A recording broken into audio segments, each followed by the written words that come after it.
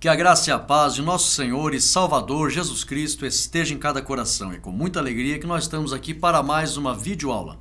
A nossa ferramenta disponibilizada no nosso site www.adelaches.com.br. E hoje nós estamos aqui para a lição de número 4, que tem como tema possessão demoníaca e a autoridade do nome de Jesus.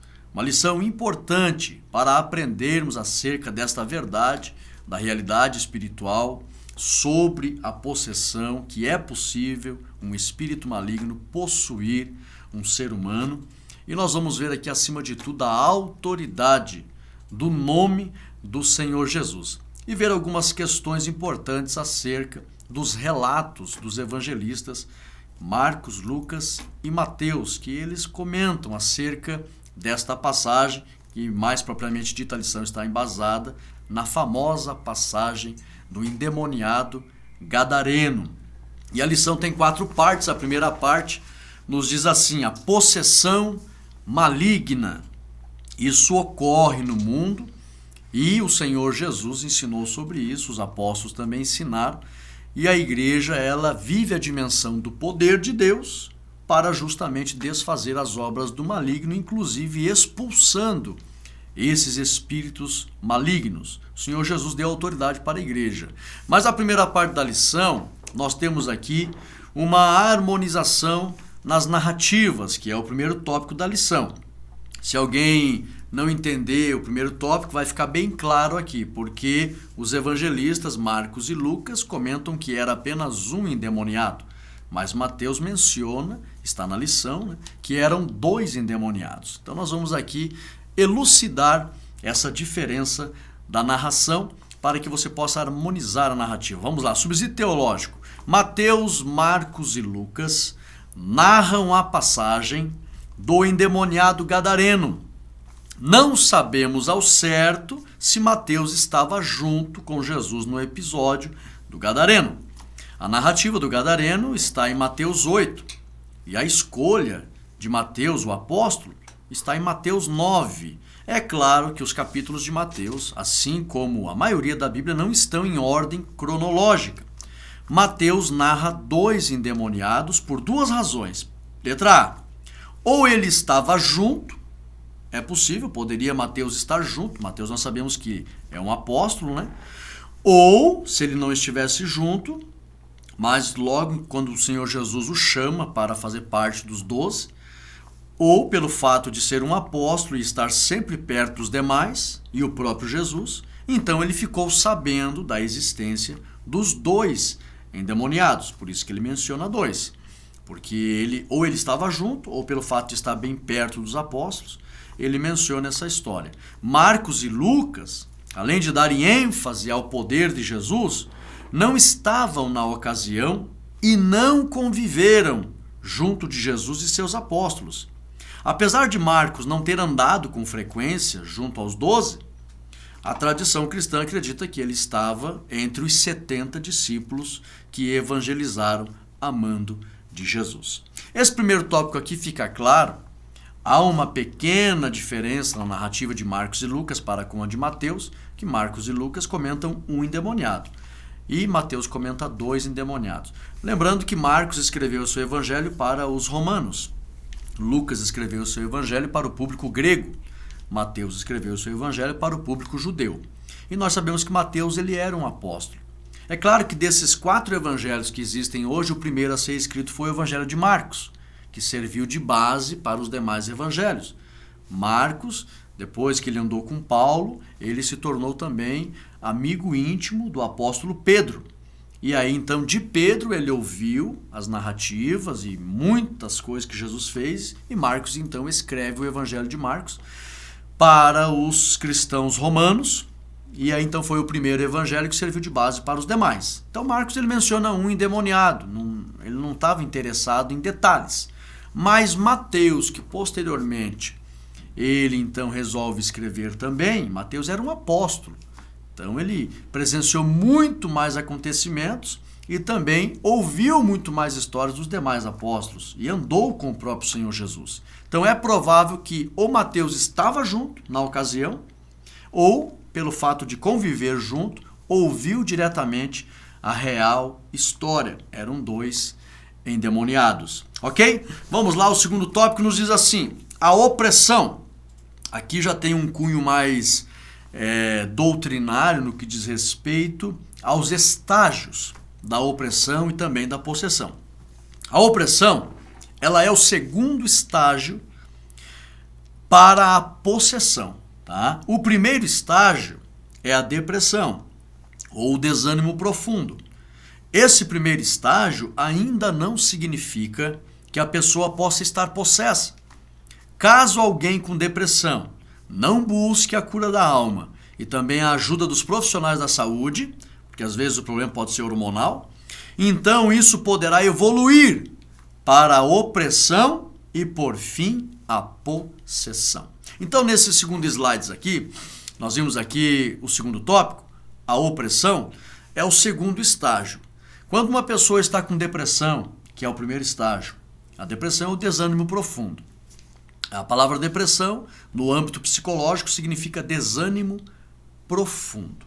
No âmbito das leis e no âmbito literal, quando você vai ver as leis de trânsito e você notar uma placa que tem um desenho de uma lombada ao contrário, aquele desenho da lombada ao contrário significa depressão na pista ou um buraco na pista. Então, no sentido psicológico, depressão significa desânimo profundo. O ânimo da pessoa está para baixo, assim como na linguagem literal, a pista, né, tem um buraco na pista, onde a pessoa possivelmente, se passar por ali, vai cair, vai para baixo.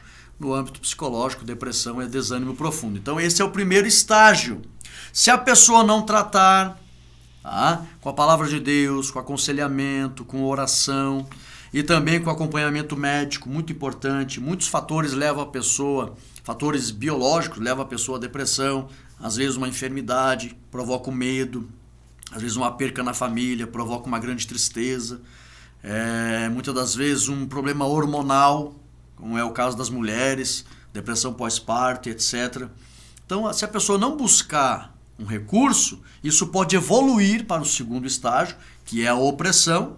Os demônios começam a oprimir, começam a aproveitar da fraqueza da pessoa.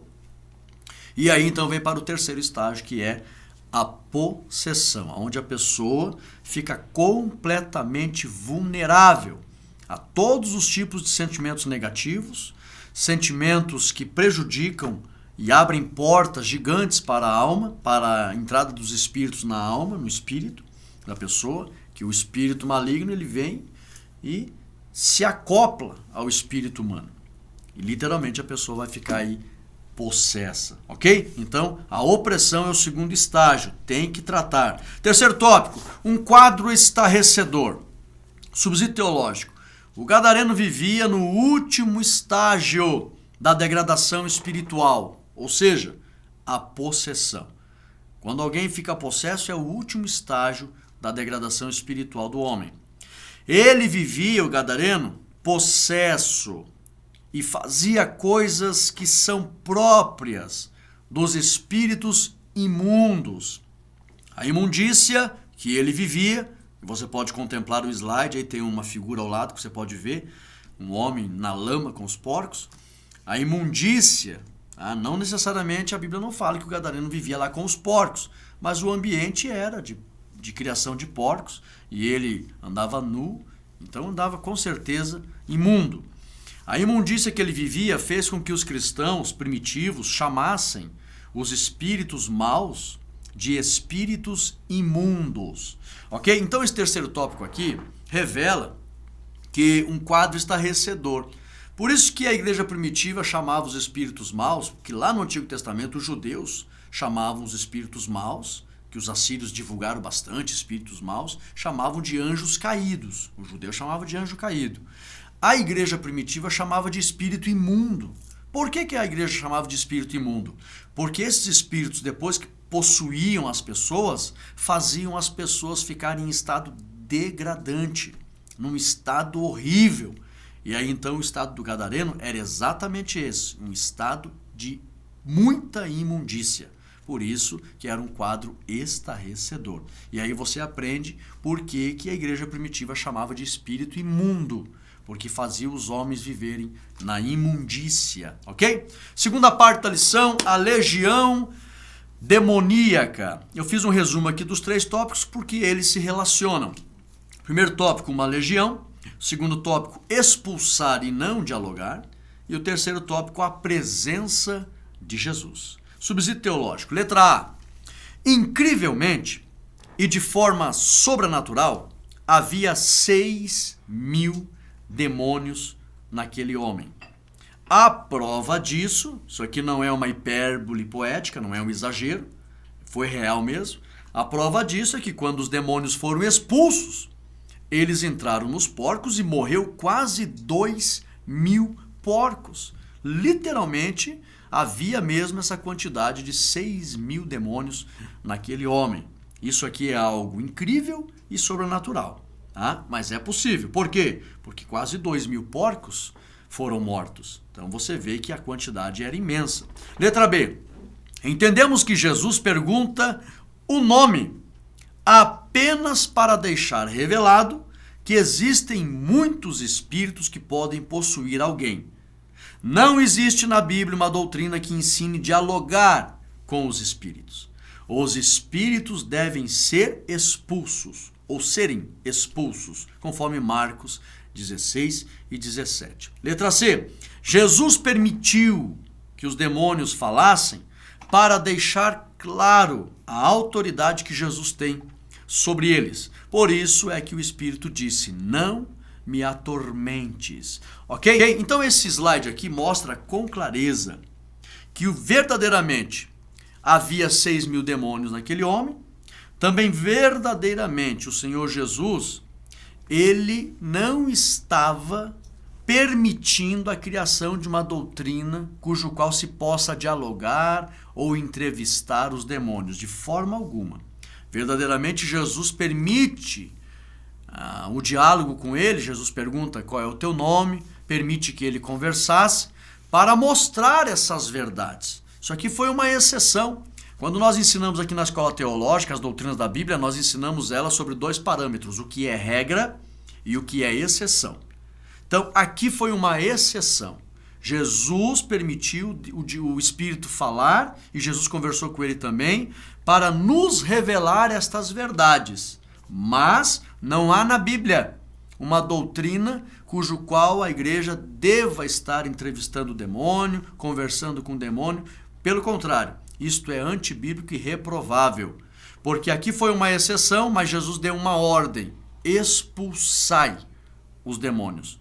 Você não pode pegar uma exceção e transformar em uma regra, ok? Então aqui nós vimos que Jesus expulsou e Jesus permitiu que o demônio falasse para mostrar a autoridade que Jesus tem sobre eles. Eles disseram, não me atormentes. O Espírito falava por todos, né? Não me atormentes. Também não é errado dizer não nos atormente, para mostrar a autoridade que Jesus tem sobre os demônios. Aleluia! Terceira parte da lição, o poder de Jesus. Esse poder é imenso e também ele repartiu com a igreja. Então não precisa termos medo de nenhum espírito maligno. Primeiro tópico, segundo tópico, terceiro tópico, eles se relacionam. Os demônios sabem quem é Jesus, a soberania de Jesus e a libertação do oprimido. Subsídio teológico, letra A. A expressão, olha que importante isso aqui, irmãos, usada pelo Espírito que diz, bem sei quem és, revela que no mundo espiritual a autoridade de Jesus é conhecida.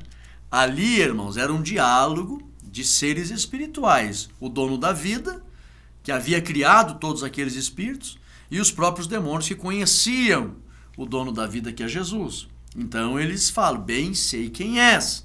Então, como os demônios todos sabiam da promessa feita por Deus lá no Éden, de que da semente da mulher nasceria um que destruiria o poder de Satanás, eles sabiam que o verbo vivo de Deus, por isso eles usam a expressão santo de Deus, estava ali em carne e osso. Aleluia! Letra B. Outra expressão que revela a autoridade de Jesus é quando eles dizem, nos mande. Lembra que eles pedem para mandar eles para os porcos? Nos mande, essa expressão indica que Jesus podia fazer o que quisesse, pois ele tem autoridade para isso. Então eles pediram, primeiro eles fizeram vários pedidos, né? Um deles foi, não nos mande para o abismo, porque ele sabe que existem anjos caídos, já ensinei isso aqui em outras lições. Muitos anjos que caíram, né, da terça parte, estão aprisionados em prisões eternas. Deus permitiu uma parte ficar na terra, nas regiões espirituais que envolvem a terra, e outra parte está presa. Os que estão presos não podem sair de lá. Então, primeiro, esses demônios aqui dizem, não nos mande para o abismo, porque eles sabem que os que estão lá não podem sair. Eles queriam permanecer na terra para prejudicar e fazer o que eles sabem fazer, né? Que é roubar, matar e destruir. Aí ele diz, nos mande para aqueles porcos. Eles deixam claro que Jesus tem autoridade para fazer o que quiser no mundo espiritual. Letra C.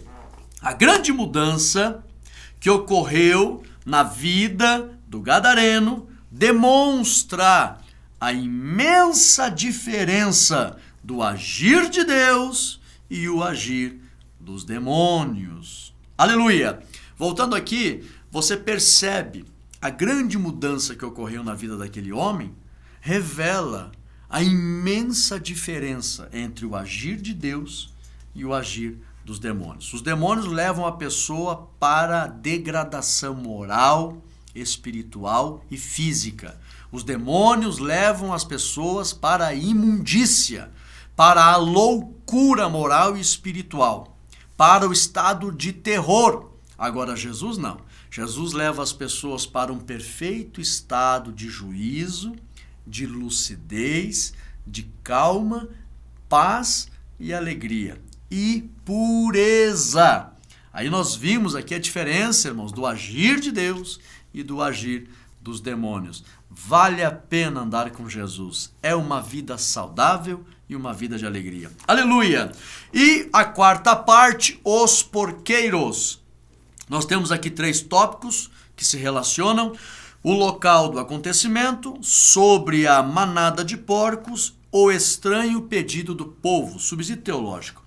Havia próximo ao mar da Galileia a famosa região de Decápolis, ou as 10 cidades, eram cidades gregas.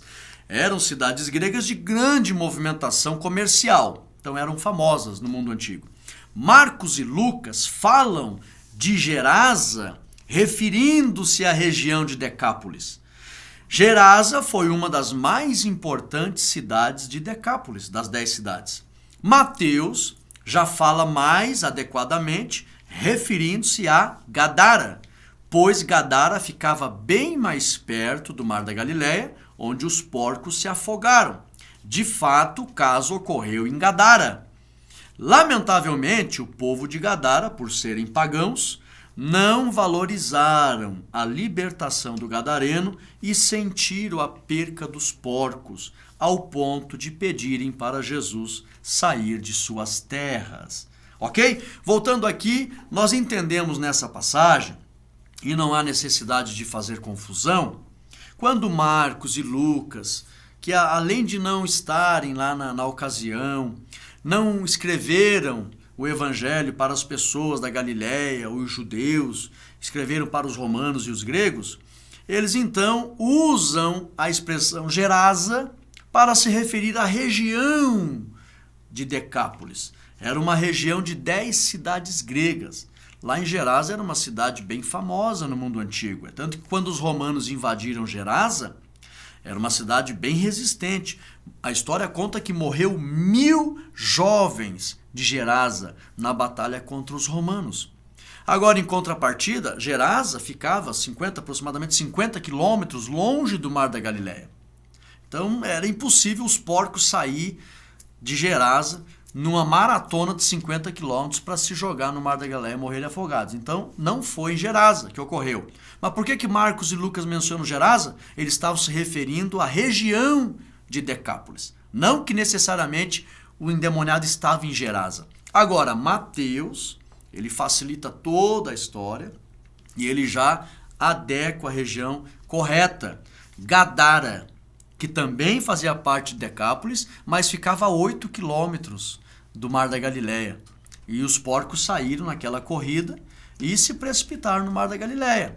Então, Mateus menciona que de fato isso ocorre ali em Gadara, pertinho do Mar da Galileia. Gadara, ela não era tão resistente como Gerásia, tanto que quando o Império Romano, a história conta, que eles invadiram Gadara, não houve resistência, até os homens mais ricos de Gadara fizeram um acordo com os soldados romanos para não morrerem, para guardarem as suas terras, fizeram um acordo.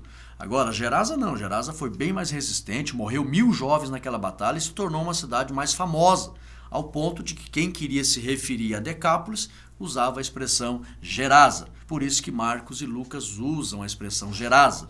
Agora Mateus foi bem mais focado na região e especifica mesmo Gadara, que era próximo ao Mar da Galileia e que era verdadeiramente possível os porcos saírem de Gadara e morrerem afogados no mar, ok? Então nós chegamos com isso ao final da nossa lição. A conclusão diz assim, conclusão, Jesus liberta, aleluia! Esse é o tema, a tônica da nossa lição, a autoridade do nome de Jesus, da pessoa de Jesus, sobre os espíritos malignos. E essa autoridade Jesus conferiu para a igreja. Não que a gente saia por aí como os caça-fantasmas, né? Querendo brigar com demônio, expulsar demônio, não.